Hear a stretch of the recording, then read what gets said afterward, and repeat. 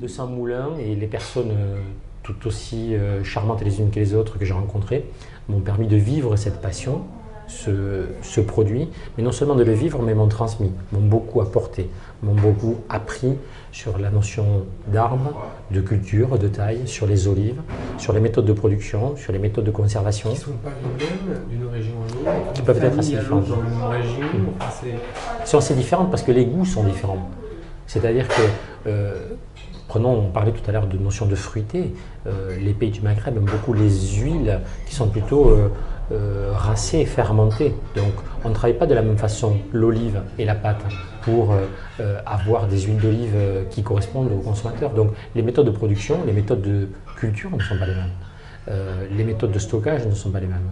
Donc j'ai appris tout ça, 200 moulins, 10 ans, qui m'ont permis de comprendre de façon très objective tout ce qui existait, tout ce que l'on pouvait faire avec le fruit. Et un jour, j'ai eu la possibilité, la chance de créer mon moulin.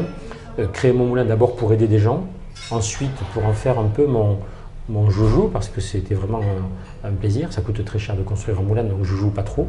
Mais en tout cas, j'ai pu construire mon moulin au milieu de la Tunisie, dans un parc naturel protégé que les gens connaissent mal. La Tunisie est probablement la plus belle oliveraie de la planète, qu'ont planté les Romains, pas forcément les Tunisiens d'ailleurs. Les Romains avaient créé leur verger en Tunisie. Donc j'ai créé le moulin là-bas, construit le moulin là-bas. D'abord pour aider les gens qui n'avaient pas de moulin, tous les moulins étaient dans une grande ville à 2 heures. Je voulais avoir absolument un moulin au milieu des oliviers pour optimiser le temps entre la cueillette et la production. Or, une olive se transporte mal. C'est important.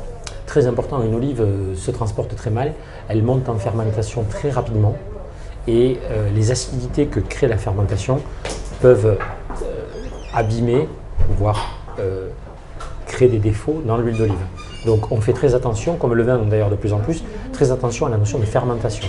On fait très attention à la notion de timing qu'il y a entre la cueillette et le broyage.